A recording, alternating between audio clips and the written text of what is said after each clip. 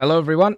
Hope you are doing well. It's Tech Talk time, and we haven't done this for a few weeks, basically because of the dev server and the updates and everything like that.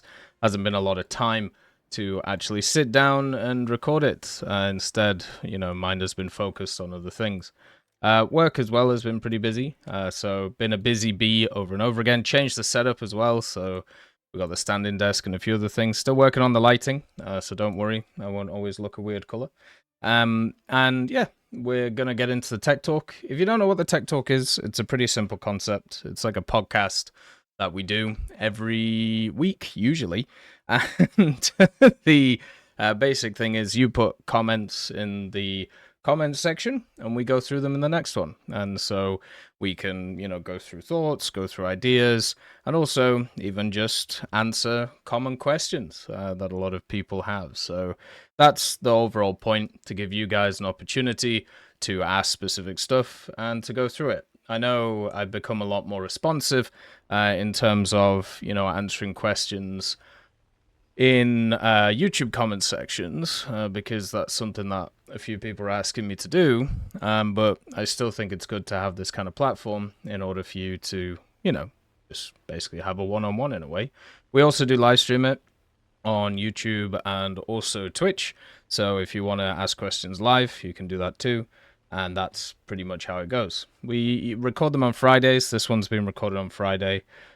So yeah, pretty much that at the end of the day. So let's get into it. Let's see what was in the last one. And just as a general update, so the update came out, right, for War Thunder. Been playing the T1E one, got that spaded. Been playing the French Coastal. It's not been great. It's not been fantastic. That one has not really been a fantastic time. But we did play the first Stalker game, which I'm going to be playing all of the Stalker games over like the next month or so, because of the fact that so we played Space Marine 2, which I bought, which was incredibly expensive, and a kind individual actually ended up donating money so I could buy Stalker 2. So I thought, why not sweeten, well, not really the deal, but why not give like a full thing? And we're gonna do all of the Stalker games out of my own pocket, and then Stalker 2 will do too. That's pretty much how I like to do things. I don't ask for anything from anybody, but if somebody wants to do something like that, then I'll set something up and then also add some stuff on top of it. That's usually how it works, and I think that's a fair system. And I try my best to accommodate things. It doesn't always work, but I'd say 99% of the time it does. So let's get into it. The tech talk and what's going to be going on. First of all, we have the timestamps from Karam-chan. Thank you, as always, for doing that. It's very kind of you. Merci beaucoup. Can't stress enough how useful the timestamps are. I've actually started doing timestamps on all of my videos now. So if you are a person who is interested in that and a person who, has asked for that in the past, well, there you go. It's a lot of effort, I'm not going to lie. But at the same time, this year I've done a lot of like micro improvements to things to try and make experiences better. I've been listening, I feel like, a lot more in terms of doing the online stuff, basically just because of the fact that it's been an opportunity where I've got like all the core stuff sorted out, so why not get everything else sorted out? So now, for example, we've increased everything to 4K. Apart from the streaming, because I'm actually not allowed to on Twitch. They only go up to 1080p unless you're specific people or specific channels. Then upgraded the microphone, which I didn't really need, but it was nice to try something new with noise cancelling. Upgraded the setup with the chair and the lights, and on top of it, started getting the dual PC stuff running plus extra SSDs. So a lot of investment went in this year, and it was basically just to make experiences better for people, and I think it worked. I really do. I'm very happy with the kind of little micro improvements we did this year, and I think that's what I'm going to continuously do. So the way that I used to do this stuff, in terms of trying to improve like the overall experience and also the ease of use for me was do like one big upgrade a year, and then from there just like manage everything as it goes along, and then kind of save everything for the next January where we reset and do it all again.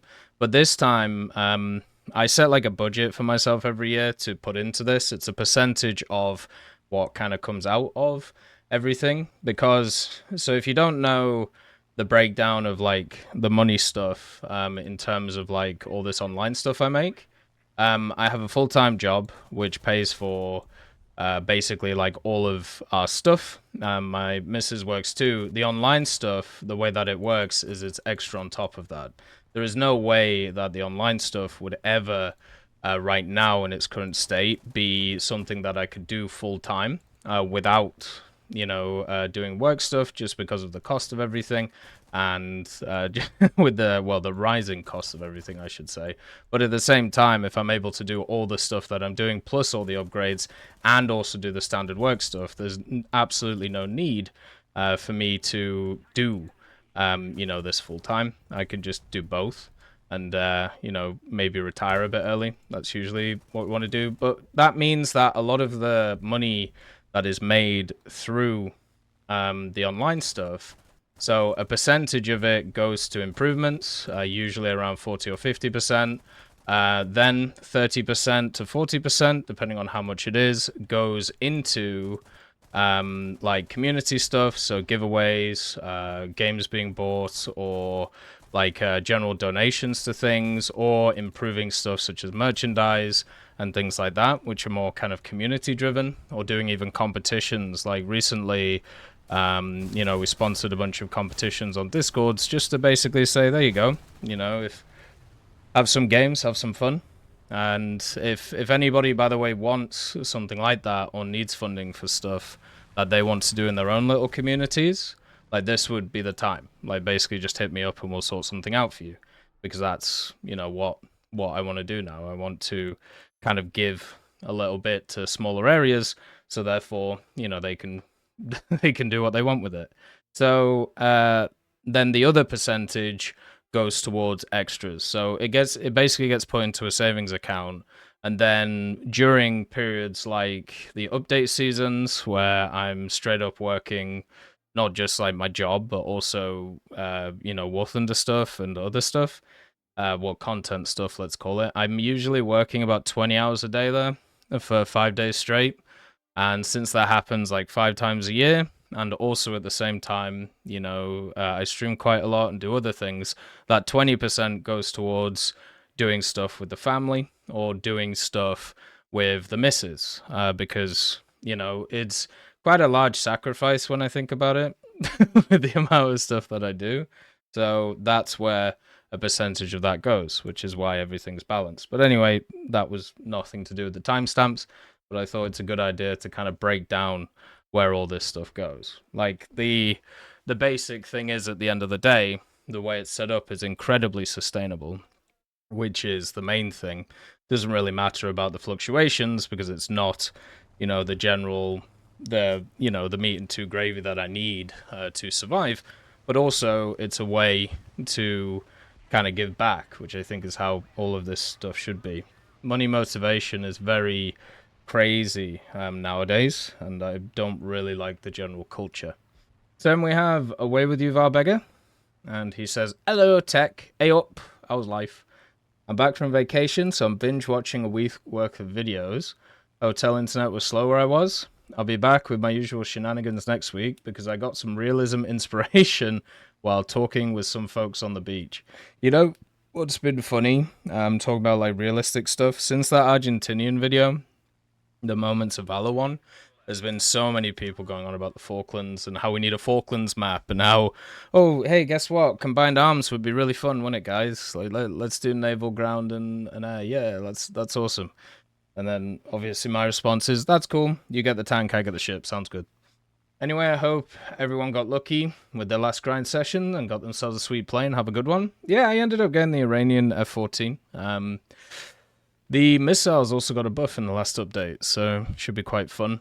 I was actually playing the AMX, the good old Ghibli, to try and get the title since they did the Brazilian Moments of Valor as well. And that Ghibli is at 11.3, and it has 2 IR missiles and 30 millimeters and really random loadouts for air realistic. And in ground realistic, it's actually a lower BR than it is in air, which is very surprising, may I just say. Generally, I would say that the area for it is fine. Like, it's not too bad. Like, it's generally okay. The main problem is they refuse to put up the F-14s, even though there's nothing that can really counter them at the BR that exists. And that's the major issue, right? Like, when you actually have a look at all of these things, the major problem is that they just refuse certain vehicles to go up in BR, and it makes the rest of it just awful to play. Like, for example, stuff like the F-14s do not have a counter with the way that they play. So when the F-14 was added way back in the day, it was added at the time that it was because a movie came out. You know, Top Gun 2. It was actually really good in the cinema. Like, it was a great time. But, you know, they added it alongside of it. I'm sure now they'll say that that wasn't the case and that it was ready to go, so they did it. But let's be honest, okay? It dominated the game for ages because it had access to munitions and types of munitions that other nations couldn't even dream of, right? So now in the general matchmaking, since now, you know, they decompress stuff around that BR, a lot of the time you have basically a similar scenario where you have access to munition types and other people don't. So because of that, it makes it very easy to control the general way to actually play. And that is something that's incredibly annoying to fight against. And that is basically the story of the F-14. So imagine being in an AMX-1 against like an F-14. Like, what are you even supposed to do at that point? What is the thing that's like, what is like the playstyle you're supposed to do? Because it outturns you, it's faster than you, it has like way more munitions than you do. You cannot do anything against it. You basically have to get lucky with an IR missile or hope you fight somebody else, and that kind of sucked. But yeah, not too fun. Then we have Flyboy Joe. Hey Connor, just had a match where 3 squaded players with a combined total of 70k battles spawn camped the enemy team the entire game and team killed any friendly helicopters that tried to get kills. Well, that's kind of weird. Sounds not very fun. Hey Tech, hope you're doing well. Yeah, life's good. Been getting a decent amount of workouts in, and then also at the same time just generally feeling very good. It's not too bad. Ooh, look, you get a bonus. Thank you for the bits, Splendor Yum Yum. Thank you for continuing to support the channel. It's very much appreciated. Thank you very much. And also thank you for the subscription. It's very kind of you as well. Oh, thank you to Twitch for the bits. Never mind. That's kind of weird. So Twitch gives you extra stuff? That's a bit odd. But merci beaucoup.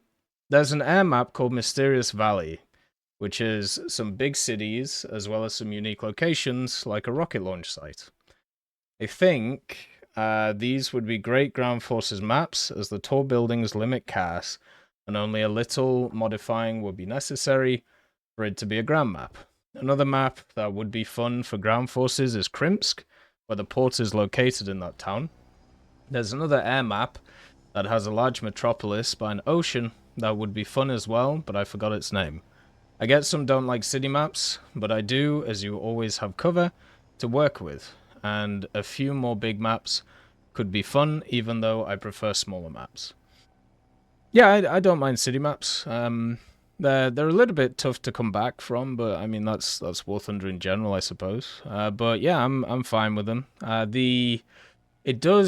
So city maps do 2 things with CAS, right? So they make CAS harder to use, but they also make SPAA way harder to use.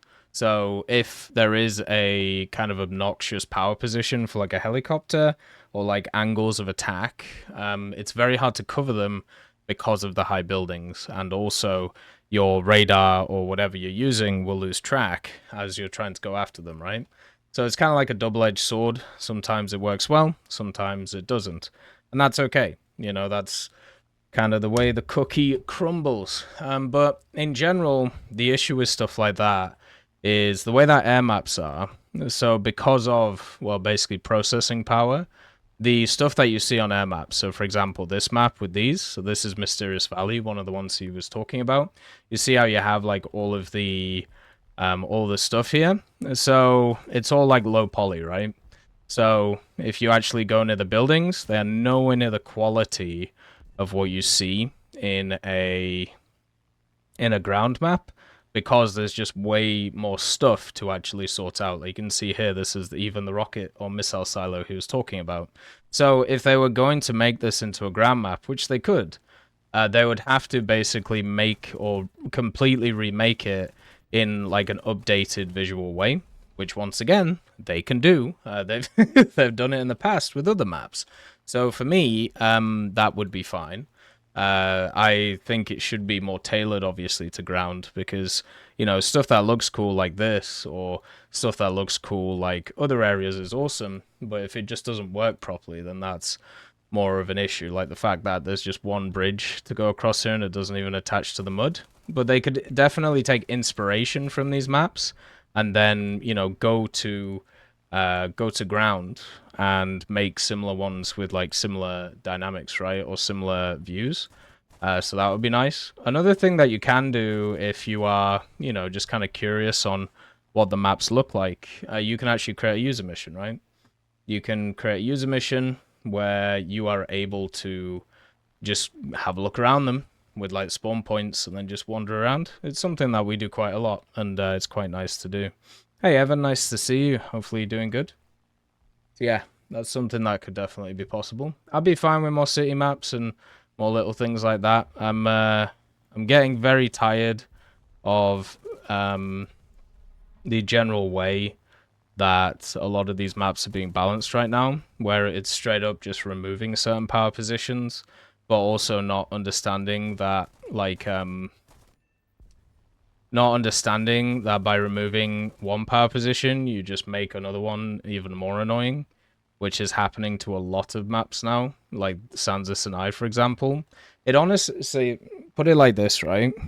The way that the maps are being balanced right now, where they like put, that red area near a lot of places, it honestly feels like there is like some kind of like competitive player who they're asking like their opinion on where do you go on this map and how do you play it, and they're like saying, okay, I go here and do this. So then what they do is they just block off that position. But as usual, when it comes to like a lot of competitive players who, work through repetition, so they don't think about why they're doing something, they just think about what they're doing and also reacting to it. So why is much more important than what they're doing. So by denying that position and getting rid of it, you now have opened a can of worms in like 3 or 4 other positions that have just made everything go crazy, right? So that's how it feels like in ground, like what they're doing. And it honestly feels like when you look at like a lot of the map decisions, they're whack-a-moling and going, okay, these guys have told us that this position is a problem. We've checked it. It's a problem. We're getting rid of it. But because you get rid of that one, it now has created 2 other positions where you literally cannot cover from, and it's made it 10 times worse, right? And that cannot be how you deal with this stuff, right? Like I get statistical analysis and heat maps and all of this stuff is very important, but what needs to come in is a very simple idea. Whenever you make a change on a map, whenever you make a change to move something around, the most important thing is the effect that that's going to have, not on that position, because you are nuking that position, it's never going to exist anymore. It's what do you create in other areas of the map by removing that position. So what sightlines, what areas are now open to players, and are they more abusive than the ones that you're getting rid of?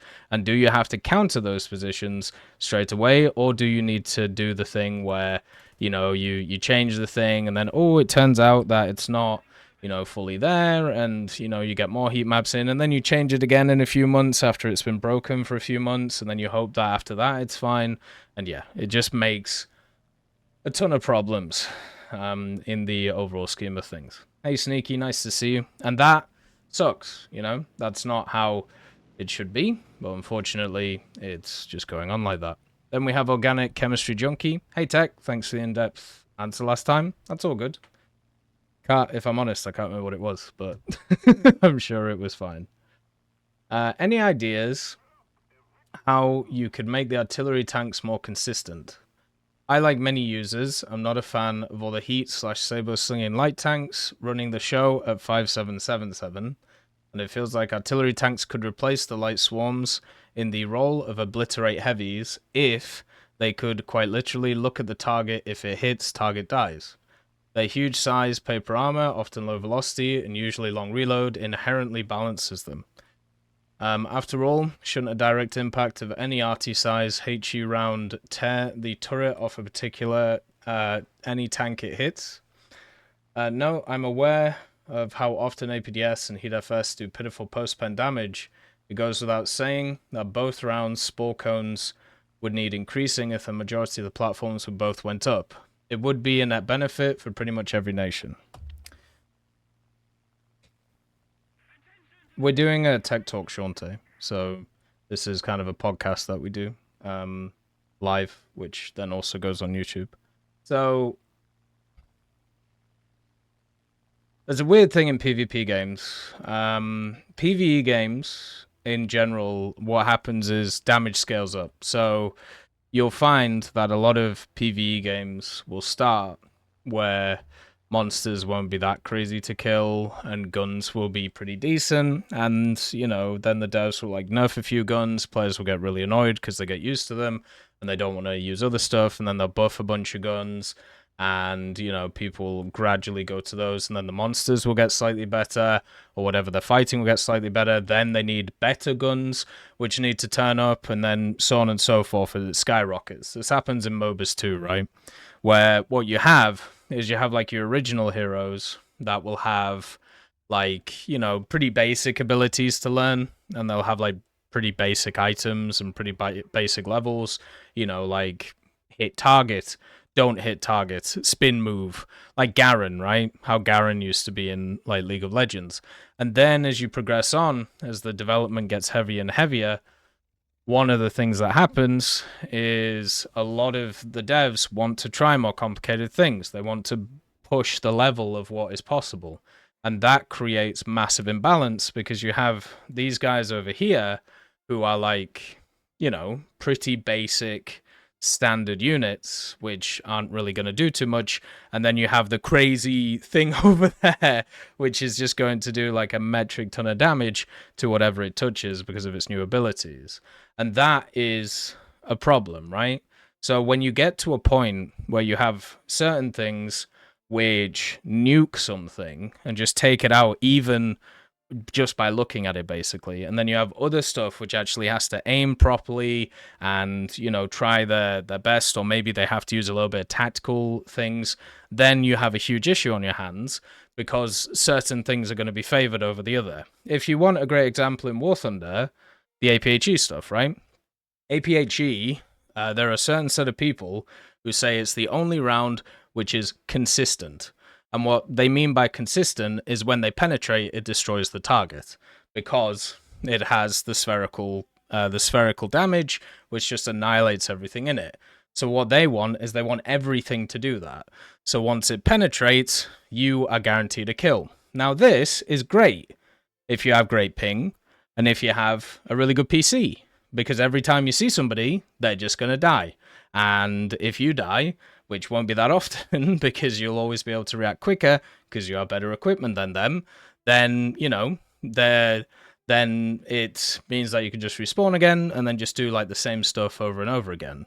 So if you want to add into a game like War Thunder a basically just click and kill weapon, you're going to have to be super careful with it because on the receiving end of that damage, it is not fun. I recently played the IS-3, right?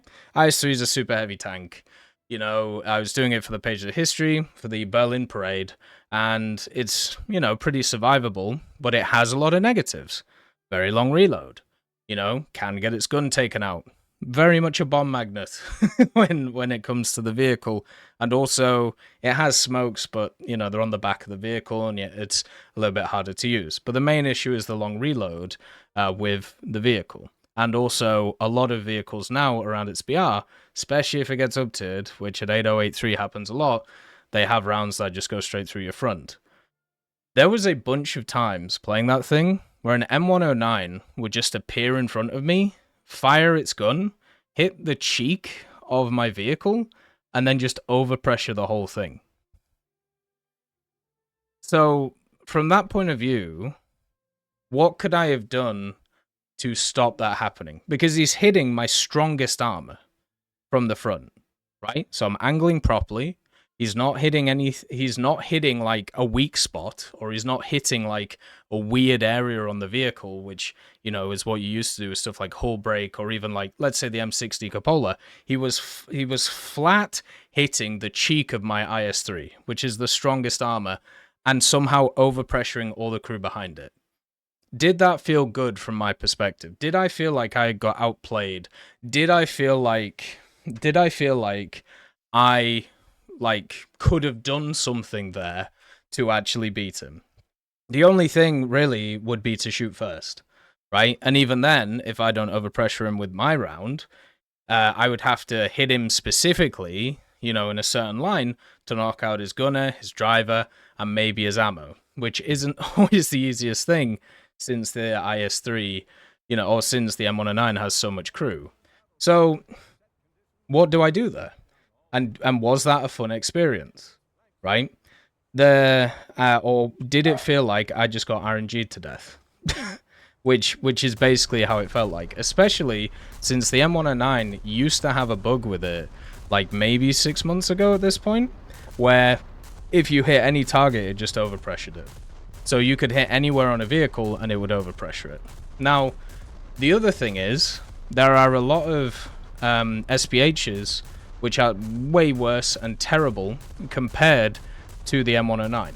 But if you do blanket buffs to all SPHs in order for them just to one-shot, one-kill things, you are just going to see the best SPHs, and you are not going to see any of the other ones. So when we look at like buffs like this, I don't like looking at it from a type of vehicle standpoint. I prefer to look at it from a standpoint of, let's look at the weaker vehicles in that class, Vozdika, for example, right? Or Sholif, which is, struggling at its BR. And let's try and have a think about how to buff those vehicles. Because stuff like the M109 or the VDAR, right, or the Type 99, none of those guys need help. They're all good. Like, they actually do pretty good at their BRs. So instead, what we should look for is ways of making the worst vehicles in their classes better. Kind of like with the SPH for well, not SPH. It's an 80 gem carrier from Japan. The Type 60, right? The Type 60 ATM.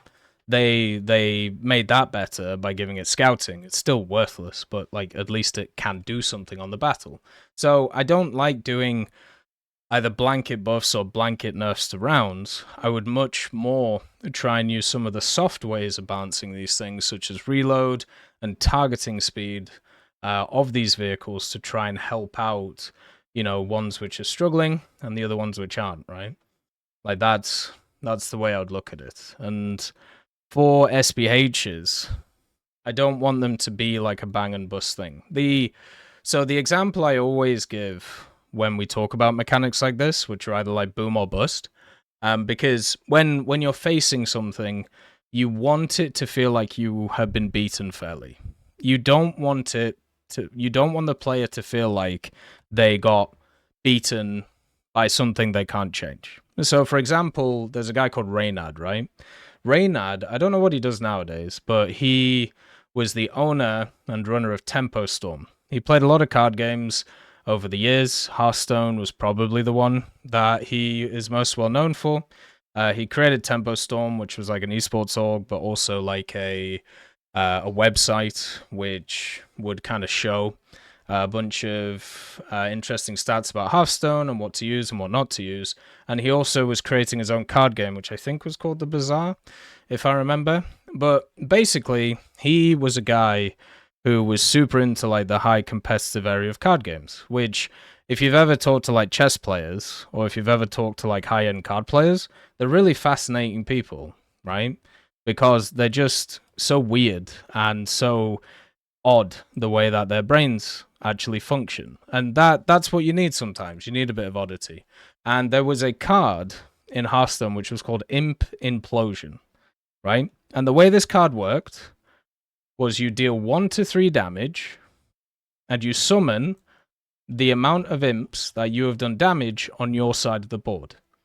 So let's say you cast the card on another minion, it could deal 1 damage and you could summon 1 imp on your side. Or it could do 2 damage or summon 2 imps on your side, or 3 damage and 3 imps. So what this basically meant is it's a just completely RNG coin flip card. You have no control over how much damage it's going to do. And as if it does more damage to the enemy, it's a win more card, right? Because then you actually have more imps on your side, which you can use in different ways. And there is no way of seeing it as like a fair card. So either you are annoyed at using it because of the fact that it didn't do as much damage as you needed it to do, right? Let's say you needed it to do 2 damage and it ends up only doing 1 because there's no way for you to know how it's gonna work, or it annoys your opponent and they feel like they've got done in by it and they couldn't do anything about it. So those type of experiences you want to try and remove from video games. Those experiences where both sides, no matter what the outcome is, one of the sides feels unsatisfied with the outcome because of RNG. Because if you have those experiences in a game, no matter what happens, somebody comes out of it frustrated. Nobody feels good about it, but there's one side who is going to be negative. And that's not what you want. You can't have that because, as we've talked about before, negativity is remembered more than positivity. So, to relate this to the SPH stuff, right? So, imagine with the SPH stuff, you have the M109, and half the time you shoot a target, it just nukes it, and then half the time it doesn't do anything. And there's nothing you can do to control that, right? Now, let's say we change it, so every time it hits a target, it just nukes it. Okay, so now whatever happens, as long as you hit that target, it dies. Now, if you actually applied that into the game in that way, it removes the RNG element of, will you die or will you not die? But it adds another one in where it creates unfairness on the player who's getting hit by it, because you could hit that person anywhere and they would just cease to exist. And that is never going to give a positive experience to a person. That's never going to make you feel like you got beat out properly. That just makes you feel like this dude just has a nuke machine. Why would I ever like use something like that, right? So that just sucks. That's no good, and that's not how it should be. It should be something where you feel like, you properly got beaten. But c'est la vie. That's at least the way to look at it. I think in general with those vehicles, as I said, I don't think it needs to it doesn't need to focus on stuff like that. It would be much better just to try and balance out the ones which are crap. That would be the best one. Thank you for the subscription, Chanwitz. Thank you for continuing to support the channel. Very much appreciated. Thank you very much. Right, there we go. Feel like overpressure would be better if more internal existed to direct the blast wave around and not insta-kill the crew. I mean, maybe, but that's basically just how AP and APCBC and APHE work, right? So I know, overpressure and hull break and stuff like that is always going to be stuff that makes people feel like crap. So good morning, Eep. Nice to see you. Like, it's never going to be a positive. Then we have Kenzie Boutier. Hi, Tech. Wanted to get your opinion on something? Sure. Why not? Why not? A lot of people want planes like the B-52, B-2 stealth bomber, and so on. These planes wouldn't serve much of a purpose at the BR they'd be placed at. I think they should add them as squadron vehicles so people who want them can get them without forcing them into the tech tree to serve little purpose or making people pay for something that wouldn't be worth it. Thoughts? Yeah, sure. I mean, if you want to implement them like that, that's fine. The major problem with those vehicles is their loadouts, right? And the TU4 problem. Like, let's be honest. It's the TU4 is one of those vehicles, just like the B29, if left alone, wins the game by itself. But it doesn't always get left alone. At least most of the time, it doesn't get left alone. And it can't do that. So it's a boom or bust vehicle. So they're never going to feel great. The way that you actually balance those bombers is by pissing people off. Which is why they can't really do it. You have to limit their bomb loads. That's literally how you do it. You limit their ordnance options, and that would mean that you could bring them in successfully. So that's, one of the ways to put it. Putting them as squadron vehicles would be fine. The major thing when I think about with those is the same way that I think about naval, right? ROI. And this is not something that's usually chatted about in terms of like War Thunder, but technically everything that you make has to have a return on its investment, right?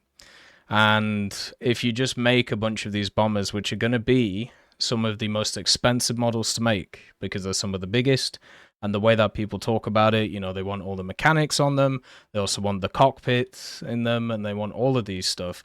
You have to somehow make them profitable for the company to actually make them and to order people to build them, right? So very similar to stuff like high-tier naval. Everybody wanting these very large machines. At the end of the day, it costs a lot of money to build these things, right? They even talked about back in the day with like bomber cockpits. Look, like I know you guys want this stuff, but the problem is the majority doesn't. And if we just look at our monetary models, not enough people want it to make any money off of it, and it would just cost us money. So if you guys want to make it, or if you want to try and make some of these things, we can work something out, but we can't go out and do all these crazy things to kind of push forward with. Because Guardian actually dabbled a little bit in those ideas. I remember there was a really interesting, not DeviantArt, but an ArtStation account which had made the internals of a Lancaster turret, which was really cool. So the idea would be you could maybe go in first person in it and go from there, which would have been awesome. But money exists, and I know why people want a lot of these large bombers, because they're usually American, and it's one of the symbols of America. But the other part of the coin you have to think about too is the balance part of it. And if they added them in, and they were terrible, because they couldn't give them the correct bomb loads, because number one, other nations would not get these vehicles. So therefore, if these vehicles got on one side of the matchmaker and not the other, you would just get a huge problem on your hands in terms of balance. So they would have to make them neutered in the game because of that. And then, because you've made them not as good as people deem they should be, nobody's going to play them. So nobody's going to G them. Nobody's going to, put effort into playing them. They're just going to sit there as hangar decorations. Apart from me, probably, who will play them because I'm nuts. So you have all of these issues that you have to sort out with those vehicles. You have to sort out the balance, which is impossible because certain nations just didn't build them. So you're just screwed. Like there's only like 2 nations which actually have these things. So the other 8, I suppose they just get screwed, right? Like if one of those nations has a bunch of those guys like queuing up in the matchmaker and the other nation doesn't, and you don't put them against each other, well, I guess you're just screwed, aren't you? You can't do anything about it. And once again, if you make them like that, then people won't want to play them, and then you just won't get any money back from them. So, what's the point? I've been doing 3D modeling in college, and after making P51D, understand why it takes Guardian so long to make vehicles and the effort that goes into it. Yeah, it's nuts. And then you gotta times that by 2,000, right? So yeah, like there are ways you can add them in, and to actually get a bit of return on investment, whether it's in like an expansion way along with some missions that people can live out their fancies in. But in standard matchmaker, it makes absolutely no sense, and that's the problem. So yeah, it's not, the issue is not whether you add them in as a premium or a squadron vehicle or a standard tech tree vehicle or anything like this. Like that is a secondary thought. The secondary thought, the primary thought is these things cost more than everything else to make. How, in the current system that we have, do we take this thing that the minority of people want, right? The minority of people want, and how do we make it profitable, even though it's the most expensive? So if you're doing like a graph, right? Like everything else is like up here in terms of like cost and affordability and all of this stuff, and the bomber stuff is like up here somewhere, right? So in order for that to work, you need to make more money from it, and you're not going to. And this is why, like, whenever they've talked about it in the past, they always just say the same thing. They don't fit the game. It doesn't make any sense, even with the examples we have in the game. And then also, they're insanely expensive to make, right? So, what my thought is simple and always the same. If that's the case, which it is, and we know it's the case, right? We know it's the case because they've said it a bajillion times. What needs to happen is community members need to use that and go forward. And they need to make them. And they can get paid to make them. Isn't that fantastic? So come on. Let's do it. Make them and get some moolah. That's how you do it. That's how, think about Nova, with the good old P16, right? That's like his 4th or 5th vehicle in the game now. He did the Arado 196. He did the TAR 154. He's also done the 219, the P16, all of those. His vehicles, he got paid for them. He made them all. Why not? Hey, Naruto, nice to see you. Yeah, go ahead. Like, if you have a question. It'll only grow the War Thunder community too? What, adding them? Yeah, but growth isn't the important thing for Gaijin. Monetary value is, as I said. Sad that the Vulcan has been in the file for years. They even paid a dude on War Thunder Live for it and nothing came up. The Vulcan hasn't been in the files for years. I don't know where you got that from. But that War Thunder Live user made one was made like 6 or 7 years ago. So that one's been around for a long time. But once again, how do you balance it? How do you add it in so people will be happy with its implementation, and also at the same time, it would be a fair vehicle against other nations?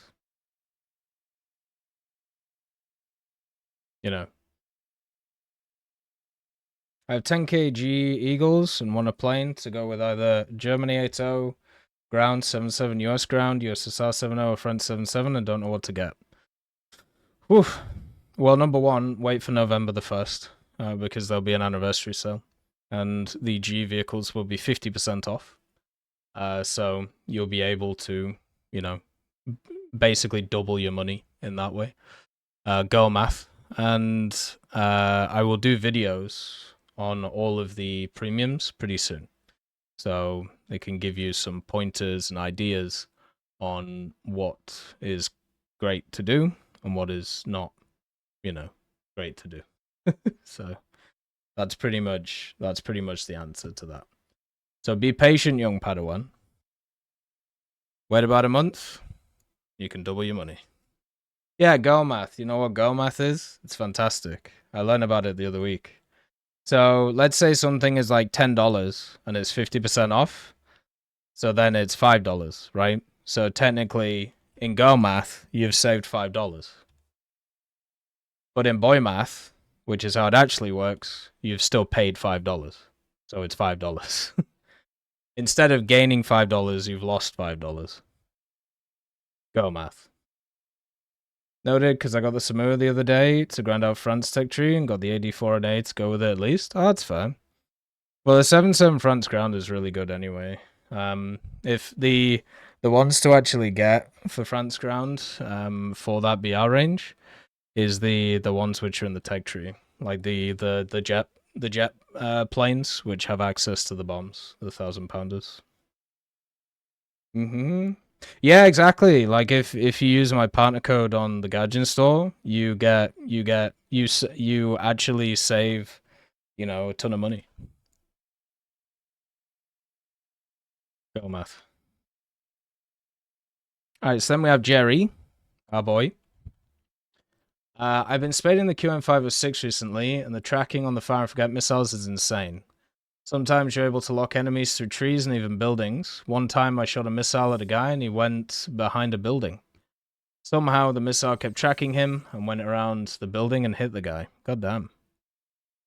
Also, the chat spamming feature in DMs with other players is actually the most useless thing. Having to wait like 20 seconds, send another message is so annoying. The chat spamming thing is annoying, but at the same time, I honestly think it's a way of making sure that the game doesn't break, because as a person, oh fantastic, I was getting annihilated by demonies. So yeah, it's to make it so the game doesn't lag. Like even on my PC with like a 3070 and all the other stuff, literally if I I end up, what is the word that I'm trying to use here? What is it? Yeah, if people write too many messages in the chat, it freezes my game. So yeah, it's kind of weird. I don't know why it does that, but I know it does that. So that's why I don't really like playing stuff like Naval EC, because the game mode is so dull. People use it as a social media platform. Right. Thank you for the subscription, Soul Eater. Thank you for supporting the channel. It's very much appreciated. Thank you very much. Yeah, the fire and forget stuff is weird. The way that it works. There is a lot of them that are incredibly powerful, but they also feel very, as we've talked about, like RNG previously. Remember when they added the active radar homing missiles in a big way, and they would still track people through mountains and track people through buildings and all of that stuff? Yeah. So fire and forget stuff in ground pretty much does that too.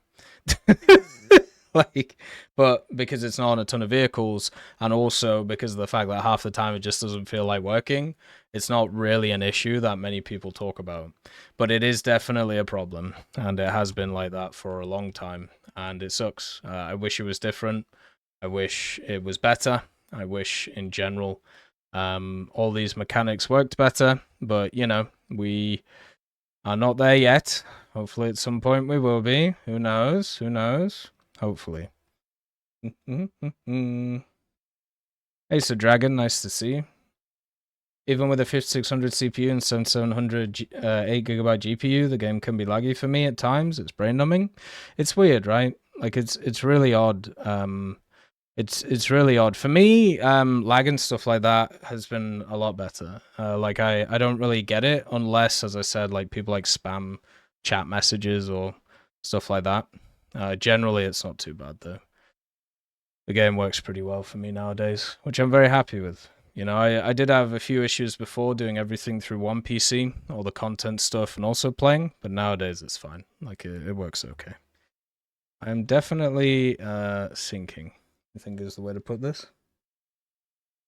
Having fun playing Naval? You seem thrilled right now by the gameplay? Well, I'm actually just concentrating on the questions. I try and give proper answers, and sometimes it takes a while to get my brain going, so... I also have RBF, which has been a thing that's plagued my life forever. Believing, or people believing that I'm sad when I'm not. Good old resting bitch face. Very enjoyable trait to have. I think at some point in my life, I think I'll go all Joker and just do the whole shaver thing. You know, I got these scars. Hey, hi, Ping Hero. Nice to see you. Hopefully you're doing good. Happy Kwanzaa. Then we have Fired Fuel. Hey, is there a certain number of God modes that you can receive?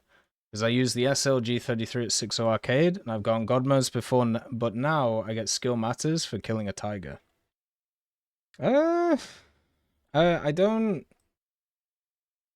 think there's like a limit to them. I've never heard of anything like that. I think it's just down to the ranks, right? Like that's it. So as long as ranks don't change, that shouldn't change. So yeah, I don't think there's a limit. I'd be very surprised. Yeah, you can only get one God mode a match, but I think he's saying he's not getting God modes at all. But yeah, you can only get one a match. You can't get two. Is it BR or is it rank? I thought it was rank, wasn't it? Or is it BR? It's one of the two. Wanted to know what's the best way to contact you personally? You can email me. Email me or Discord message, or ping in Discord. Usually on Discord, though, they have a wonderful filter that I can't turn off, which means that it filters out DMs that I don't want filtered out, so I can't see everything. It's very annoying. But yeah, email's usually the best. The one attached to the thing. Oh, it's BR? Yeah, so it's BR. So they changed the BR of the Sturmpanzer a while ago, but they also changed the BR of the Tiger, so it might just be that. Or it might be just, as we said, you're already getting one a match. If you get more, then, you know, that's just how it is. So, yeah, it could easily just be BR changes, or it could be the fact that you've already got one in the match. But you should still be able to get them. There's no limit on them, apart from you can't farm them in one setup. Is the Russian T-72A worth the grind? I'd say so, yeah. I think it's fun. The only issue with 9.3 vehicles is the fact that 10.3 exists. But Soviets have a pretty good 10.0, 10.3, so you can be a good supportive vehicle with it. So we have Phil. Hey, Tech, what are the next 3 Battle Pass vehicles you'd like to see? Also, do you think they should add the 122mm armed Sherman 40-50 as best BR right now? Stay cool. Stay cool, stay classy. Yeah, I'd be fine if they decided to go back to 3 first of all Battle Pass vehicles. That would be awesome. But right now we're at 2. If they decide to continue to do the chest thing, I would like the chest to include all of the vehicles of that type from the Battle Pass, instead of just a few of them, which is, you know, what they did previously. Not a huge fan of that. The main thing that I want out of the Battle Pass is, first of all, aircraft, which can be used in each of the game modes. So a multi-role vehicle. I think, actually, I know a lot of people didn't like the P-51s because there was just so many of them. But if we're actually being honest, they're pretty solid vehicles, because you can use them across the board in any game mode, and they're always going to have a use. I would like them to have a look at some of the navalized versions of the German vehicles, but I would also want them in the tech tree. I would not want them in the Battle Pass. I've always liked the idea of the Battle Pass having more Warbond shop rewards, but I've made videos on that in the past, so we won't go into that. So either something like a BF-109T would be quite nice, with an option of it also being in the tech tree. Maybe the BF-109D, which is the one that's missing at the moment. There's also several variants of the Hurricane that could be pretty fun, in terms of aircraft that they could toss in. For naval, I think it would be nice to get some kind of medium destroyer at rank 3 for some of the nations that are struggling. So, for example, if they added in like a Italian destroyer, or if they added in a French destroyer, kind of like what they did previously with France, but maybe another one. That could be quite good. The other thing that I'd like focused on in naval is not really these kind of like modern PT boats. I kind of find them pretty boring, but premium versions of standard tech tree stuff I think would be really nice. Something like 123s, stuff like PT boats, I think, just to try and get people into naval and also add stuff to them, such as coupons for free repairs for the tech tree stuff which aren't naval, so therefore people will at least give them a go. For ground, Stug 4, it's Stug 4 or Centaur, some vehicles that have just been kind of sat there for a while and not really done with. Even the the Beggars Lieri vehicle would be quite funny, but I don't think they would add that. I honestly think vehicles like that would be fine. I personally think sticking to the whole World War II premium, kind of prototype idea with the battle pass is completely fine. The only major thing that I'm a bit worried about with that is obviously them running out of stuff, which is kind of, if you have a look at the battle pass, that's kind of what they're admitting by doing less and less content for it. So that would be a bit of a problem. Yeah, they could go the fake vehicle route, like E50, E75. I don't think they'll do that. Proto Tiger would be interesting. Or the classic Valiant. The Valiant would be hilarious. I would be down for the Valiant. But yeah, I think there are plenty of options of like standard World War II stuff. It's just whether people would be interested or not, and I think they would be. I think that would be a nice thing. The major thing that Gaijin need to try and focus on is how to change narratives around that stuff. There's always this idea that when it comes to stuff that's being added to the game, the vast majority of it is like Cold War vehicles. And in updates, it kind of is. Like in updates, there's definitely more Cold War modern stuff, but there's still more Second World War vehicles in the game than there are Cold War vehicles, which is nuts to think about. And also, a lot of the events are World War II vehicles. So, like, I don't get why, or Battle Passes too. Like, I don't get why those things are not really recognized as that. I wonder how you change that narrative. Happy Friday, Peter the Great. Nice to see you. We did make it through the week. It was a toughie, but we got it done. And that's the main thing. Happy Friday. But yeah, the major things with the Battle Pass that I'm more interested in is not really the vehicles, but it's actually the extra content that's on top. So like changing stuff which is in the Warbond shop. But as I said, I've talked about that previously.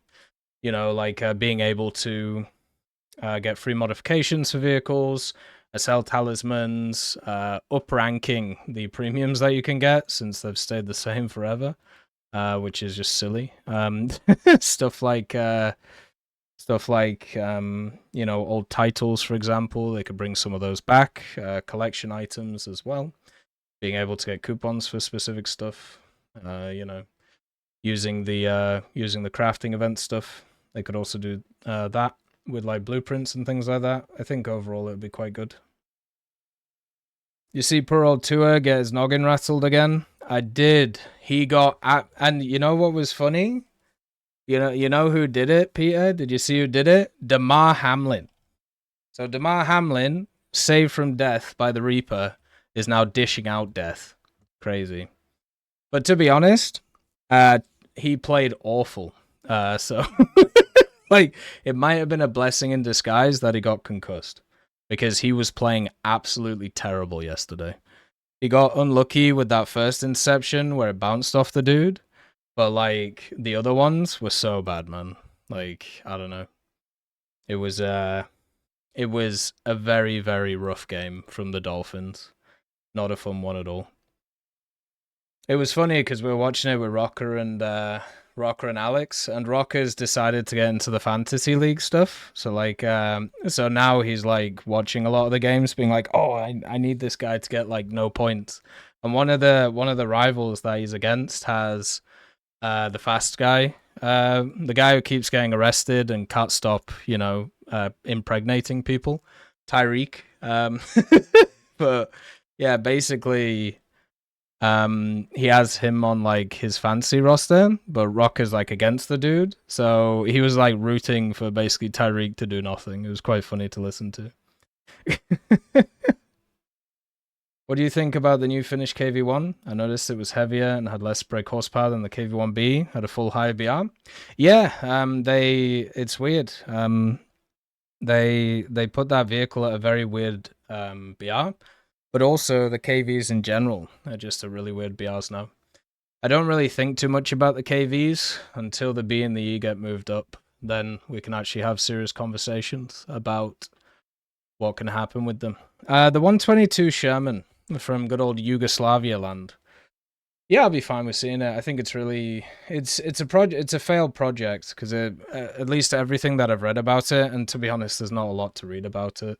Like they straight up took a 122 and tried to stick it in a Sherman. Didn't really work very well. It was incredibly unstable. Weight was all over the place. Didn't really work. But from a gameplay point of view, it wouldn't be very good, but it would be fun, right? And that's what people want. The question with a vehicle like that is twofold. One, if you add it to the game, where do you put it? Do you put it in the American tech tree? You could do. Do you want to make a Yugoslavia subtree for somewhere? And if you do that, where do you put that in the game? So how does that work? Then the second one is, do you give it its proper targeting speed, which would be awful, right? Or do you silently buff it to make it a little bit better so people would actually be interested in it? The main issue is that first one, though, right? Like, the main issue is, do you actually want it to perform properly, or at least for people to enjoy it? Or are you going to do it the show love treatment? Like, that's the way to put it. Yeah, man, last night's game was ugly. Bills fans loved it. But I was really impressed with Amazon Prime's feed, so I had that going for it. Yeah, we were watching it alongside the boys, and man, I don't know how many of you have watched the boys' new season. We're up to episode 6, so we have like 2 episodes left, and we're gonna watch them next week. I know we're a bit behind, but like that's just how we do things because we're busy people and we like watching stuff together. This season is just a gore fest. It's a gore fest, and also look how stupid right wingers are. Like that's it, literally. Like look how stupid and hypocritical right wing people are to like the absurdity and gore everywhere. I mean, if you enjoy that, sure. Like you go ahead with that. I would rather just watch like stuff which is designed to be all gory and stuff like horror movies if I'm gonna go down that route. Like the story has progressed so slowly in the last 3 seasons of The Boys. They are still bringing up stuff from 2 seasons ago that still hasn't happened in the grand scheme of things. It's insane. It's awful, man. It's so dull to watch. And thank God it only has 1 more season. But yeah, luckily we were watching the football alongside of it, and the game was hilarious because it was just scrappy and all over the place. And yeah, people just kept making mistakes over and over and over again. But yeah, I would love to see the 122. I just don't know where you put it, right? That's the issue. Yeah, nobody does care about the writing anymore. It's literally just to do like the whole zingers and look how absurd these people I hate are. Like that's it. And hey, guess what? Anybody can do that. It's really easy to do, actually. It's really easy to make your like political opponent or whatever you see as your political opponent look crazy. It's very, very simple and it's just dull. And in TV shows, it's even duller because you can't even have like the responses to it because everybody just goes, haha, you're triggered. It's like, well, no, I'm not a right winger. I just think it's crap. Like it's really shit satire. Like when you just make everything absurd to a point of ridiculousness. Oh, but it's funny because, They're not actually like that's what they're like in real life. Ha ha ha. It's like, okay, cool. But I watch shows so it's more interesting than real life, and it's supposed to be a show about people who like have superpowers, and how there's this power struggle between them and the government, and then all these other things, and who actually controls what actually goes on, and people being against that and trying to fight the conditioning. It's not about, hey, look how stupid right wing people are. Like, it's so bad. I'm guessing it's not Watchmen level of good satire. No, not at all. No, there's no Rorschach in in The Boys. It's just look how stupid the other side is. Isn't that funny? Ha ha ha. Which is like standard writing nowadays, unfortunately. And yes, it happens on both sides, and it's both crap on both sides. Then we have The Real Avenger. I'm hoping the Soviets get the Tor soon. I know it's worse than the Panzer, but I like its Cold War launch system. I have no will to grind Chinese ground for it. I mean, that's fair. They did say they would add something to, Russia at some point, which concerned that. They could easily folder it, right, with the Panzer, so make it cheaper and easier to grind, which would be kind of cool. But yeah, it would be good to see. Let's see. Wifey was watching some old episodes of Golden Girls the other day. I forgot how funny and well written that show was. 80s, 90s with a sitcom golden era.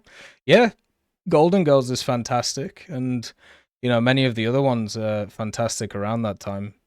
It's just very rough nowadays to watch any of this stuff. I don't know. I kind of started to understand the idea where old people kind of talk about how they become disillusioned with things. I'm still very young, but I'm getting to that point where I'm just getting kind of done with it all. I just want to find a rocking chair and, think about mountains. Well, I really enjoy a show called Rising Damp, which is you can find it all on YouTube. Rising Damp is a comedy which is set in England, and it's about this guy who's a landlord, right? And he runs this apartment complex which mainly students live in, and it's all about kind of like the social commentary of like the landlord and the students and all the different personalities that go into it, and it's hilarious because they, even back then, they were doing a lot of the whole stereotypes make absolutely no sense kind of thing, right? So for example, there's a guy who moves in, and the landlord is like your typical stereotype like landlord, so right wing, believes he's a lot higher in social status than he is because he's a landlord and like he's just not very good at being a landlord, but he just makes money for existing, right? Talks about what he did in the war even though he didn't do anything in the war, and yeah, just comical character. And a person moves in to one of the rooms who is a black guy, right? And, obviously he's doing all the standard stuff, like not sure if I trust him, yada, yada, yada. It turns out this dude is like the prince of like his country back home, and he's just worth like ridiculous amounts of money. And the whole point of it is to show how stupid the landlord is for having these preconceived notions and the comedy around that. But shows like that nowadays are not allowed to be about because for some reason people get stuck on the first point. I find stuff like that way more interesting, where it like subverts expectations, and each character has like their own kind of little story going on along with all the other characters, where nowadays it's just like, hey, we've got a sledgehammer and we're going to put a nail on your head and we're just going to smash you like in the head until the nail goes into your brain so you get the point, you fucking idiot. Like that's how it feels like watching these shows. Yeah, it's kind of like Coming to America in a way, yeah. But it's a bit older and a bit more British. So, yeah, if you like stuff like that, you should watch Rising Damp. But also, once again, understand, it's a show of its time. So, I think it was in the 70s or the 80s, but you can find it all on YouTube, right? There'll be things that you hear in the show which is like, oh, that was on TV? They don't use like any of the bad words that people talk about, but like the ideas, you know what I mean? So yeah, give it a bit of give it a bit of room, right? It's really disappointing trying to find a good show nowadays. It's like finding a diamond in the rough.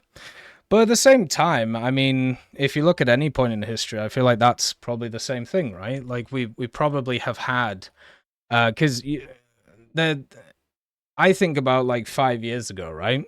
So like, what were the good shows like 5 years ago, or maybe 10 years ago? I remember Breaking Bad. People really like Breaking Bad. Breaking Bad had a lot of good things, but it also had a lot of crap in it, like a lot of filler and a lot of weird storylines, right? Which didn't really make a lot of sense. Like Archie Bunker level stuff? No, not that far, but close. But yeah, the good thing about old shows is we can watch them whenever, right? Um, like that is something which is fantastic. Right, I need to find a TV show though, because everybody has to. Let's see. Everybody has to watch it because it's fantastic and it's just so random and it's just perfect, right? Um, yeah, so there is a sitcom from the late 70s in England. It's called The Fall and Rise of Reginald Perrin, right? And this is the most random show you'll ever watch, right? The story concerns a middle-aged middle manager, Reginald Reggie Perrin, who is revealed in the first series to be age 46 and is driven to bizarre behavior by the pointlessness of his job at Sunshine Desserts. The sitcom proved to be a subversion of others of the era, which were often based on bland middle-class suburban family life. So yeah, he basically just wanders off and has a midlife crisis and crazy stuff happens to him. It's so good. And that type of that type of thing is exactly what I like, right? So yeah. The Fall and Rise of Reginald Perrin. It's very good. You rewatch Stargate and Generation Kill sometimes? I've been rewatching Star Trek Next Generation while I've been biking. It's been fantastic. Very, very good to watch. Anyway, on to the next one. So we have Connor 22 Abrams. Hey Tech, what's your opinion on players in Grand Abbey who spawn camp at the start of a match and not as a result of a team losing towards the end of a battle? Do you think Gaijin could mitigate this at all? There are some terribly placed spawns on a few maps that allow for this to happen. I mean, they've been trying, right? And this goes into something we were talking about before. They've been trying to mitigate all of these things. Whether it's working or not is up to the individual. For me, it's worked in certain maps, and it hasn't worked in others. So that's the major issue you're running into, and you're facing. I think in general, the one way I try and sort this out is I work out flanking routes that people take, and as long as they're not squadded, generally I can like stop them, and that gives quite an advantage to the team. So then we can kind of win from there. It's not foolproof because your team can still get smashed in the face, but it's one way to try and mitigate the issues that you're seeing.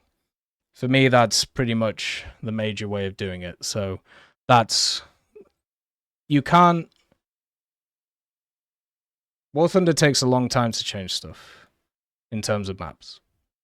You can't rely on Gaijin to be able to change all the stuff that you don't like in the game. So the main thing that you can change is your performance and how you go towards these ideas and how you face them. So instead of worrying about Gaijin being able to fix stuff, because for me, positive, negative, neutral, it doesn't really matter, but you can change your performance and you can change how you approach things. So what should be focused on is that. That's the first port of call in terms of when dealing with these things. Look at personal performance and how you can stop people getting to those positions. And if you can't stop people getting to those positions, then obviously that's an even bigger problem. That is a real problem. But yeah, that's usually not the case. Usually you can stop them in some way. Hey, Sarge Moon, nice to see you. What I hate more than campers is inconsiderate people that bump into you when you aim or just sit behind you when you try to back them up. I mean, yeah, but a lot of the time I feel like they're not meaning to do that, right? Like it's just kind of something that happens. Hey, Salsalator, nice to see you, man. Hopefully life's good. We finished the first Stalker. We're going to be on to the next one soon, which should be quite good. But yeah, I think it's good to post on the forums or post in other places about issues that you have in terms of certain maps, and also propose solutions on how you would fix them. But in the short term, the way to do it is to work out positions where you can kind of counter them and attack, right? Remember those that pushed you out of cover to use you as a shield? Well, yeah, that happens, but not a lot, right? It's quite hard to do that in War Thunder. So then we have Islam Zayod. I saw an old interview of you and a guy called Toshio Thunder. Yeah, Toshio. Yeah, Toshio's a good lad. He hangs out on the streams, and we've had many chats over I don't know, many years, I suppose. He's one of the people I've known probably the longest in terms of the War Thunder community when I started to become, I suppose, more public with what I would chat about. Because first of all, there was the original squadron where I met people like Tazzy and Rex and a few others, Frozen, who was really fun. And I do miss a lot of those guys. I'd love to kind of like sit down and have a chat with them. It's been a few years with some of them. Then we had the Ampho days, which were, Tazzy, Rex, and me. And then we had like the next stage, which was like the Discord stuff and the Tech Hub and, all the stuff around then. Then we had the creation of the squadrons, then doing the streaming stuff and doing the giveaway stuff. And that, with the Discord stuff is where I met a lot of people that I chat to today. And also people who, I've known for many years. It's been good. And Toshio is one of those guys who is incredibly inspirational as a figure. One of the things that I value a lot in a person is, first of all, optimism, because optimism can be hard for people to come by. But optimism in adversity is one of those things which you cannot buy and you cannot teach somebody. In order for somebody to get to that stage of life, they have to have gone through very tough times and come out of it in a way like a phoenix, or in a way basically force themselves into a better place.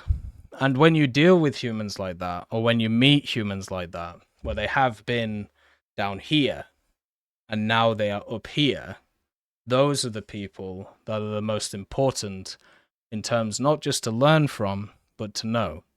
And Toshio is one of those people. There are many of them in the War Thunder community. Bad Mofo was one of them, and still is. People like Tazzy as well, and even Rex. People who didn't come from great places in life, but have made something insanely impressive for themselves, right? And I am incredibly honored to know people like this, and to consider many of them friends and people that I can go to just to even chat to about stuff. Alex and Rocker is the same. Maybe one day we'll sit down and we'll get different people around and we'll have a chat about, our experiences. Like that interview that I did with Toshio is one of the only times where I've actually talked more about the personal side of like my life and the things that were happening during that time and things that happened before that time. And I think it was important at that time to kind of humanize who I was and tell people where I'd come from. Because it was also a time where there was a lot of negativity towards the stuff that I was saying, and also towards many of the ideas that I was talking about with War Thunder. Luckily nowadays, that's different. Luckily, we've come full circle in a lot of those areas, which is very positive. But yeah, there is something about being in the gutter and rising, digging yourself out of the gutter and prospering no matter what level of life you have got to. If you started, let's say, level 10 of life and you end up at level 5, it's pretty naff. But if you start at level 0 and end up at level 4, 6, or 8, that's insanity and amazing. And that's something you've got to find from people. That's something you've got to look for and to see how much they're motivated to do it, but also how much they've accomplished so far. Those are the type of people you want to chat to. That's why I have a lot of respect for my father, because that's exactly what he did. I have a lot of respect for many people around me because of that. And it's just kind of how it is. I've been incredibly privileged over this time that I've been in this community. Not just because I've met some absolute wackos who were very fun, but also given me many different perspectives. But also because I've met some incredibly kind and nice people. And that's why, for me, whenever people talk about how crap people can be, or look at these abusive messages here, or look how pissed off this person is, for me, I always go back to root one. I remember all the conversations I've had with people in this community.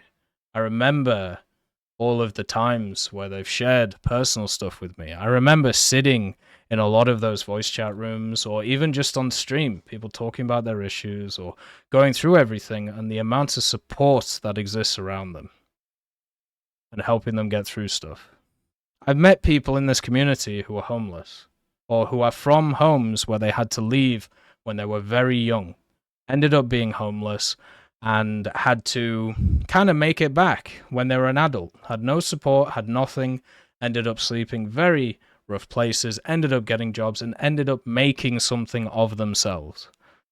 There is nothing more interesting to me than to hear their stories and to try and apply them to the way that I see the world. Because those are the type of people who have the most to say, but they're also the people who are never bloody listened to in this world. And it makes me very sad. So I'll always have time for that. And it's why, for me, I'm very happy with the position that I'm in. The fact that I have a lot of life stuff sorted out, and the fact that I was able to get from a pretty negative position to a positive one. That, to me, means that even if everything falls apart now, I know I can rebuild. I know I can keep climbing the ladder. I know I can keep doing that stuff. And that is super important to me. So as simple as that. That's why people like TheEuropean are very important. And that's why many other people in this community are very important. I still remember there was one time, I won't name any names, but we were sat in a room just like chatting about stuff, right? And just, joking about things. I think we were talking about like relationships and, silly stuff that that happens in relationships. One of the guys just like piped up and he was like, "Hey, I just recently had a pretty bad breakup. Could we change topic?" Right? And usually, in a lot of places, there would be somebody who would like back chat and be like, "Nah, shut up. That's stupid. We'll talk about it." But everybody just respectfully went, "Yeah, all right, man." And then we just moved on, started joking about other stuff, started having a bit of fun. And that is just a moment for some reason that just sticks in my head. Because it was just such a nice little thing that just a random group of people ended up doing. It's just nuts, Hey, Kuva, nice to see you. Yeah, day's been good. Got workout in, doing the tech talk, doing all that stuff. But yeah, if you want to see that interview, it's on TheEuropean's channel. He also interviewed a bunch of other creators that were around. There is also another guy right now who's doing some interviews, I think, doing some like interviews of like War Thunder people. I think Captain Blackjack was actually talking about it. Let's see, who was it?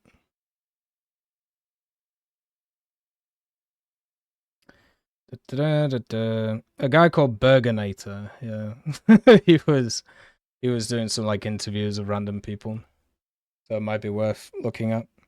I haven't watched it yet. Wiener Destroyed. Is it worth watching? Do you think it is? Should be good. Well, I don't think Gaijin can ever stop spawn camping, but they can definitely help it. Spawn camping is kind of intrinsic in the game because of how it works. So it's just how it goes. Like, it's one of those areas which, because of the way the spawn system works, you can't change it. Thank you for the subscription, Dingaling Destroyer. Thank you for continuing to support the channel. It's very much appreciated. Thank you very much. So then we have a catfish. Great name. I don't believe people want APHE nuke shells. Well, fair. I understand why, because I can hit wherever I want and still kill the guy.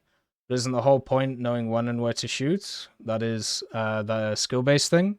No, it isn't. If you actually watch the videos that people have put out, specific creators, what they talk about is the reliability of the post-pen damage. So for them, it isn't about aiming correctly. The aiming correctly for them is where you penetrate the armor, not where the post penetration goes. For them, as I said, like if you watch, there was that video that was made by that dude from the Russian side of the community who talked about how he spoke for the whole Russian side of the community, which is so stupid, by the way. But that's not how any of this works. But yeah, he made a video talking about it, and that was his point. He believes the fact that, you know, a shell should do what it does currently. Knowing a tank's weak spots is like map knowledge in an FPS game. It should be a core mechanic, but if people want something else, they're not doing it for the betterment of the game overall, rather than their own benefit, yeah, you pretty much hit the nail on the head. That's why, you know, when you actually have a look at when you have a look at a lot of the guys who talked about the change and didn't want the change, it's usually guys who are already pretty good at the game. So because of the fact that they're used to the game and they like how it works, they don't want it to change because they like the reliability and don't want to have to change their playstyles. If you want great examples of this, like, you can honestly just look at CS. CS is an interesting game because it's like very highly competitive, right? And therefore, a lot of people focus on the competitive kind of players, the top echelon of it, and their opinions on things. And it's very hard to find many of those players who are actually for many of the changes that are made when it comes to what Valve does to the game. If anything, you'll see the complete opposite. And that's because it is about personal... it's about not changing the thing they're good at. Because if you change it, they have to relearn it, and maybe they're not as good at it. It's literally just that. You know. Do I have French top naval? No, I haven't researched the Paris yet. Mm-hmm. Oh, I'll watch it then, Wiener Destroyed. That sounds good. When Gadgeon increased spawn immunity time, it helps with the camping issue quite a lot. Now it's mostly based on individual map designs, when it's not just a side effect of your team getting wiped. Well, that's the big thing, right? The whole team wiping thing. And people not spawning back in, or, you know, or just one guy just getting through on the flank and just holding the whole thing. You know, that's the thing that can be the most annoying in those maps. But yeah, so knowing the weak spots is very important. But imagine if you have a weak spot that you can pen through, and even though it's a weak spot that you shouldn't do damage behind because of where it is, you do damage behind. If you're a person who knows that weak spot and also, you know, wants to continue to dominate, you don't want that changed. That is honestly it. Simple as. And as I said, this is a phenomenon that isn't a War Thunder thing. It's a competitive player mentality thing. I am good at thing. I do not want thing to change because that may mean that I am not as good and somebody else may be better. So that's why stagnation and also asking for opinions from that side is very, very rough to do, because there have been instances in many games where competitive players or high-end players, high-skilled players, whatever you want to call them, have been asked to check and also test certain parts of a game, and they have intentionally not told the developers about exploits, not told the developers about bugs, so therefore they can use them in competitive matches in order to get an advantage over their opponent. Which is why it's very rough taking advice or any thoughts from that area. Because as you said, it's all about personal gain. I can relate about hiding exploits and bugs. Well, yeah, there you go. Then we have Flyboy again. to be honest, I realized that if you buy something in War Thunder, do you really own it, or do you just pay to have unlimited access that can be revoked at any time? Yeah, it's a license, but that's how everything on the internet works now. Same with Steam. You don't buy games on Steam, you buy a license to play them. So you don't own the games. Same with stuff like, all Apple products, all digital products are set up like that. Which is why whenever I see these things from like these petitions to government entities about, trying to keep certain games alive, which was something that went through the EU, and one of the things we talked about recently, my biggest issue is the platforms. Think about the amount of platforms that just disappeared. Like, was it Ubisoft? Ubisoft's platform just kind of nuked. Then you had the EA platform, which changed over from what it was before, and now it's like the EA Play thing. Like, the amount of stuff that people just lost. What about, like, Xbox 360? Literally just closed down the marketplace. So now, what? It's just dead? Grand. Well, what if I want to play those games? Oh, you can't. Nice. Yeah, GameSpy, that was another one. And then many others, right? UBI platforms still there? But what if Steam closes? What do you do? Origin, that was the one. But yeah, so you don't own any of this. Which is why it's not like an investment thing, or which is why you'll never sell it in the future, right? But yeah, it sucks how the online area works, and it sucks how subscription stuff works, because people have been sold the idea that you own these things and you can play them until you can't. Crew was one of them. Think about all the licenses and stuff like Forza, right? Same with like Forza. Eventually, stuff like that'll shut down, but at least you have offline modes. That was the thing I was worried about with Blitzkrieg 3, because it was always online. But then they added an offline version, so meant they could shut down the servers, which was good, because it should have never been online anyway. Hey, Austrian, nice to see you. Yeah, we're doing a tech talk. But yeah, so, yeah, in War Thunder, you don't own anything. Right? In the classical way. Okay, in the classical way. But that is the same as everything on the internet. And when all of this stuff started, it might have been an idea for us to maybe make some rules about these things. But as we know, that don't work. And everything is like 20, 30, 40 years behind nowadays in terms of how it all works. Oh, dear. Yeah, don't even get me started on the console stuff. Like the whole like gold membership thing on Xbox or the PlayStation Plus stuff. Just it's not. That's why I like GOG, like GOG, because you can download the games and they're DRM free, so you can technically keep them forever. But yeah, it's an unfortunate thing. Say la vie. Then we have Bepino. Am I the only one who thinks the FAU2 after the FM changes is too busted to be 10-3?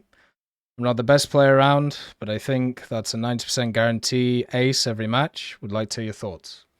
Just an instance, the Mitsubishi F1 is one of my favorite planes and is 10-3, with almost everything being worse except a better engine and gun.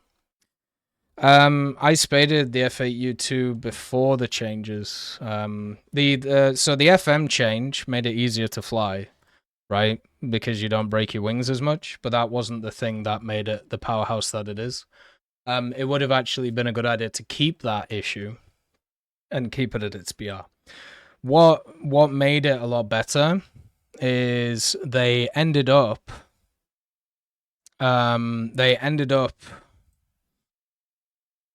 putting everything up in BR. So the top echelon went from 13.0 to 13.7. And then they pushed up a lot of vehicles 10.0 upwards, right? They left certain vehicles at the BRs where they're at, or didn't move them up by 2 BR brackets. So technically they benefited from the decompression. The FAU2 is a strong candidate for this, and also the J7E. If you played the J7E recently, Lord in heaven, is that thing absolutely busted. Like, it's crazy how busted that thing is, like, to a insane degree. So, yeah. The FM buff helped it a lot because it made it basically new player friendly. Like, that was the thing that helped it a lot.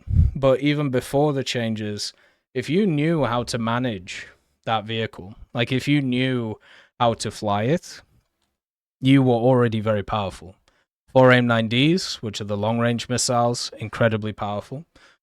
Because you can launch them and people just won't see them because you won't be on their radar, or you won't be on like their circle that's in air.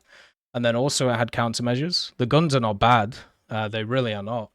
So yeah, even when you could snap your wings, it was already a very, very powerful vehicle, which was only being held back by by the fact that it was easy to break. Like my stats in that thing, if I can find them quickly, if I can remember how to actually do it. Yeah, so my stats in that thing that you can't see right now, but if I do this, so this was pre this was pre-buff, pre-BR changes. So I was going basically 4-1, 3-1, 60% win rate over 40 matches. That was spading it.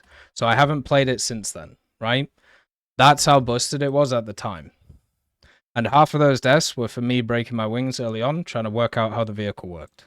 Hey Zara, nice to see you. Nice to see you too, Habosen. So yeah, it's insanely powerful. It needs to go up in BR. Simple as.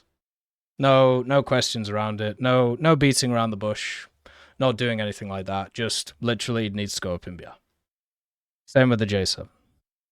It didn't get put up in BR when everything else did. So it's allowed to dominate. In my opinion, the J7E is only busted because it's 11.0. Move up to 11.3 and it'll be balanced? Yeah, probably. But it's balanced because of the fact that F-14s exist, which also should go up in BR. Oh, it's crazy, isn't it?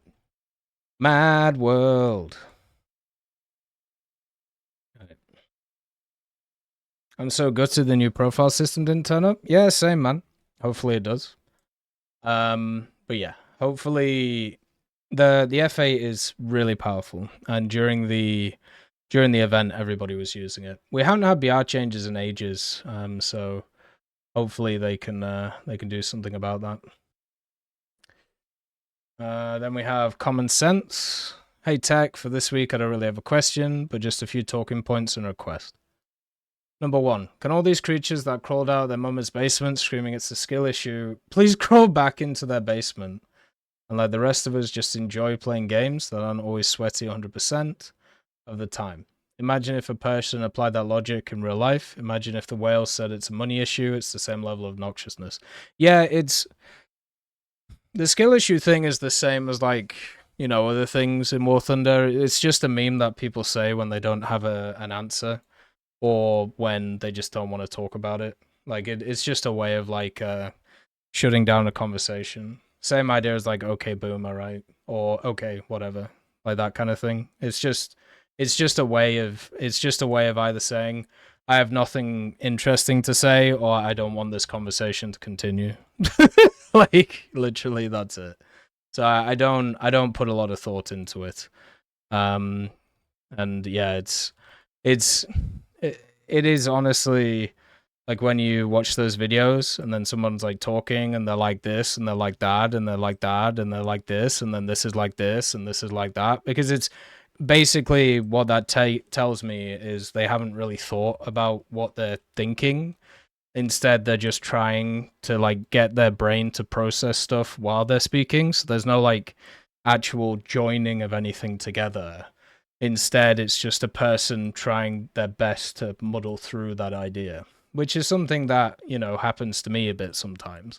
But therefore, you shouldn't listen to it, right? 2, the point I brought up about in the past about nation research bonus counting if you researched but not bought the vehicle has been confirmed with that test. I have a number of nation trees with the last vehicle research but not purchased, and it was still getting the bonus. Yeah, we tested it too. So Yeah, that's at least how it worked. The other thing... Oh, hold up. Sorry. The other thing about that is it seems on the dev server, they ended up adding... they ended up adding nation bonuses to rank 1, 2, and 3 in the files, which was kind of cool. So... yeah, if you can keep the nation bonus if you just don't buy the vehicle. I feel like they're probably going to change that though. Like that's probably when TAS 44M.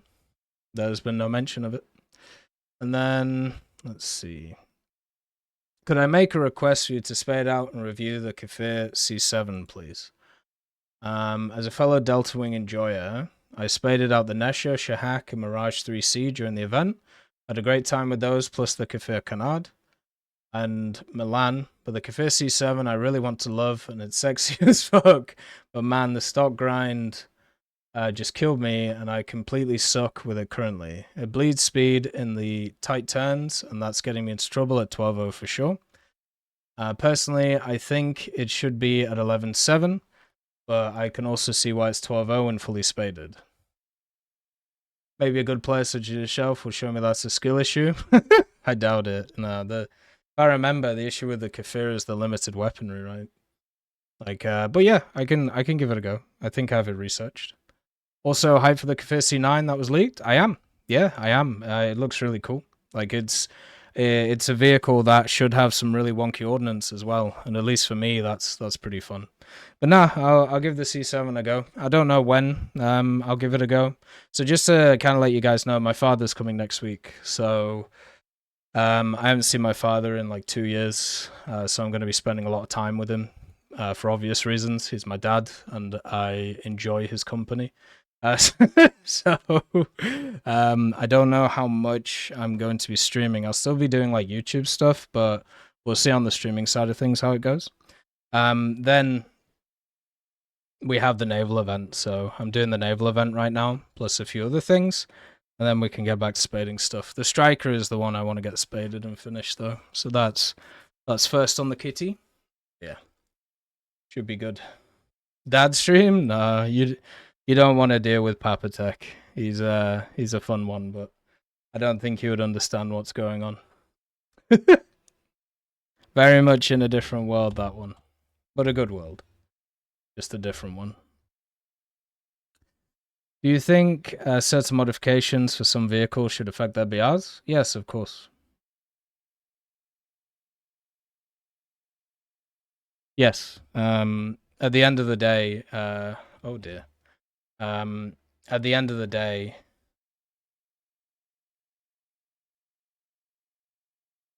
sorry, I just need to try and dodge these to the best of my ability, or get hit by them. I remember what I was going to say. Never mind. Then we have King James. I'm kind of tired of every game having to be all about pure skill and ultimately coming down to who can click faster. Might as well just have a box on the screen so you can click first. Yeah, I mean, if I wanted to do that, I'd play an FPS, right? Like that's the thing. That's why I don't get. I don't get why these guys don't just go play FPSs. But then a lot of them, they play Tarkov and then they get annoyed because everybody supposedly just cheats. So yeah. Weird, isn't it? Weird how that works. When you incentivize just being the first one to click ahead or to click, turns out metric ton of people just cheat. Yeah. Same with CS. But yeah, I mean, there's a lot more to the game than just who shoots first, especially since, you know, the game modes exist from ground. Naval is nowhere near like that, which is good. But I do agree. I'm kind of bored of a lot of the conversations being about give this more power, so therefore it can, you know, be up with the powerful. Kind of shows a lot of these balanced chats are more, what would you class them as? Nuanced. Which is the issue with them. It would be much easier if they weren't nuanced and they were a little bit crazy. Do you think the TAS 44M will ever be added? Which version? Then we have HS. Hi Tech. What happened to the summer event? Any news about it? They changed how the events work. So the way that the events work now is instead of them being a just like, standard events, like, where you can get 3 or 4 vehicles. Instead, they split them up, so they're all each mini events. So we had the F-14, the Tomcat. That was technically the summer event, right? But they would they said that they were going to change how events work to the start of the year, and that's what they've done. And so you don't get the standard summer event anymore. Instead, you get a vehicle event. And now we have the Barham event, which is going on. So that's how it works. I think it's a better system. I think in general, it means that it's better for people, because you can pick and choose what you want to play instead of, having to go gung-ho for a short period of time. You can instead just be like, okay, I'm going to do this and take a bit of a break and then go to the next thing and do it like that. It's much better for the individual. Any version? I need my hungry heavy medium tanks and heavy tank destroyer. Well, the problem is they weren't built right, so if they were built, then sure, but I'm pretty sure they're not.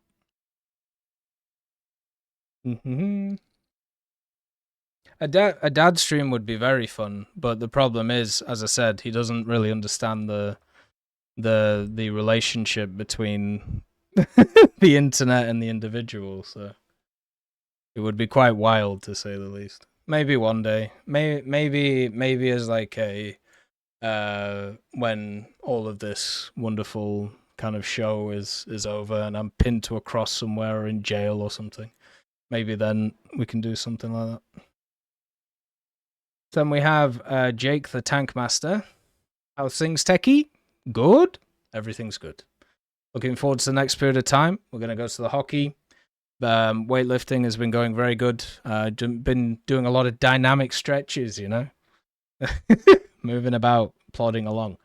And then also at the same time, looking forward to a bit of a holiday and going to some music stuff, going for some drives, just getting out there, having a bit of fun. You know how you can reload tank ammo and cap points? Yeah. Sometimes I find myself sitting in a cap point automatically reloading ammo I don't want, as I don't want to risk ammo detonation, despite only bringing a handful of shells when spawning. What do you think about having a keybind to enable disable tank ammo replenishment on cap to get around this? Yeah, sure. Why not? It's not a huge thing, but yeah, being able to turn it off and on would be useful. It would be interesting to see how many people have that specific issue, though. I feel like it would be very small, right? So I would say it would be one of those back burner things, but yeah, I'd be fine with adding something like that. It would be okay.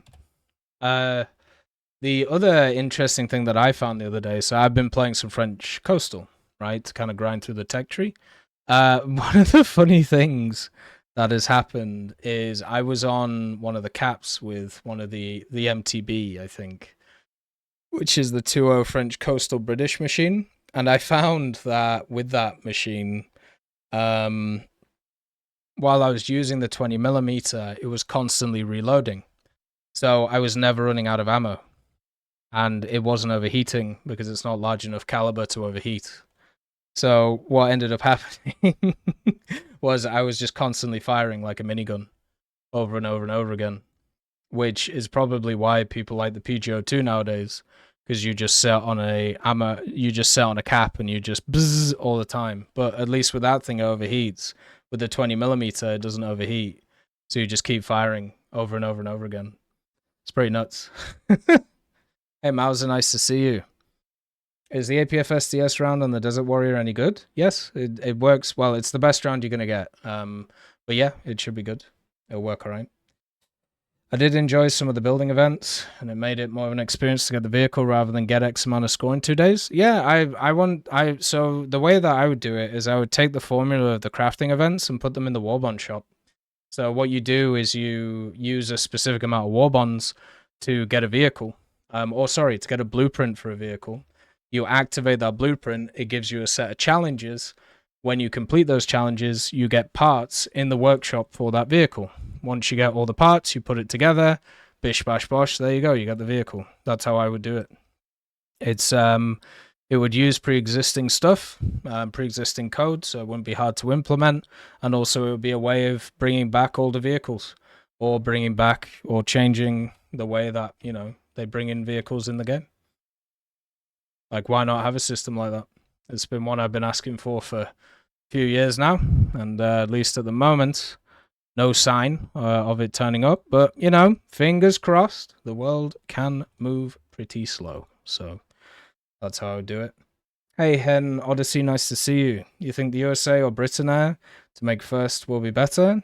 And I'm thinking to buy the Wyvern or the XP50 for the first premium.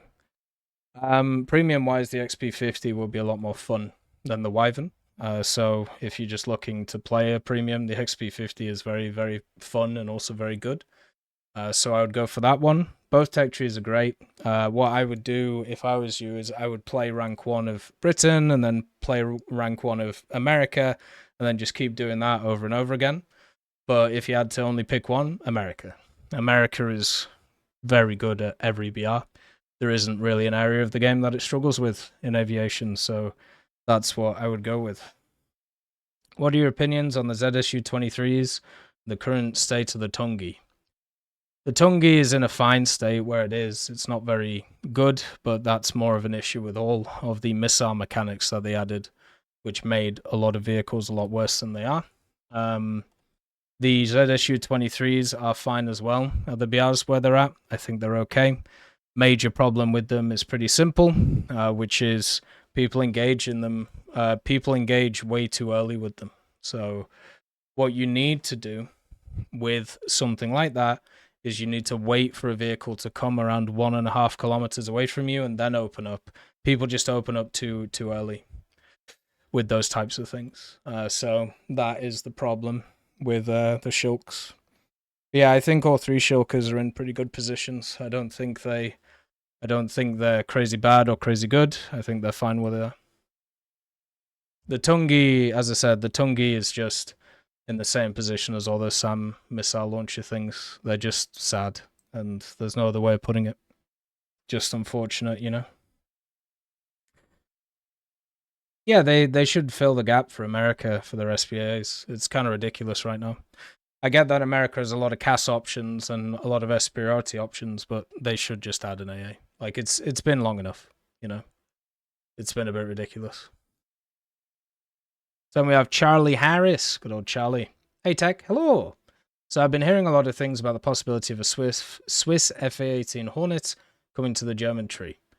Now, I don't really care if an F-18 comes into the German tech tree, of course, and I'm pretty sure a lot of American fanboys will be a bit upset because, well, they're not the first one to get the F-18, but anyway. I've been hearing a lot of people say that it's quite possible that Germany might get a Swiss subtree as well. Now, if that is cause, then I would... sorry, just got to sort this out.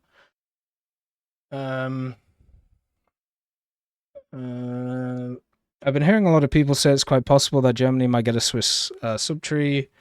Now, if that is the case, then I would imagine that it would allow the introduction of not only Swiss aircraft, but Swiss tanks, mainly the 2 tanks that come mind of the Panzer 58 and 68, which probably will be quite fun to add to War Thunder. Yeah, pretty much. But I mean, they added the P16.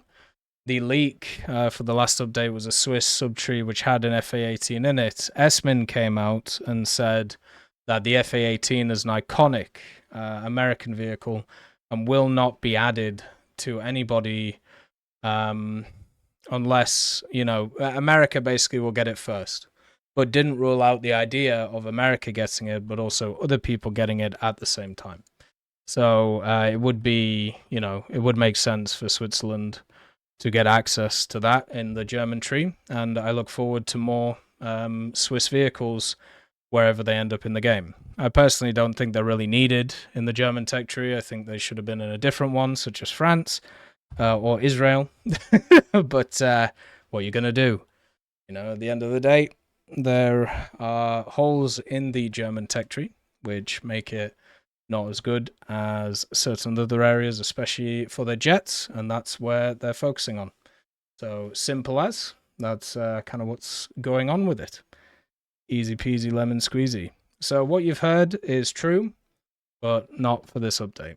Future ones. The ground stuff hasn't been talked about, only the air stuff. So we'll have to see what goes on with the air stuff.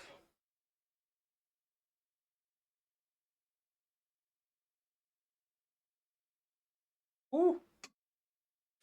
It's very warm in this room right now. I'm sweating beads.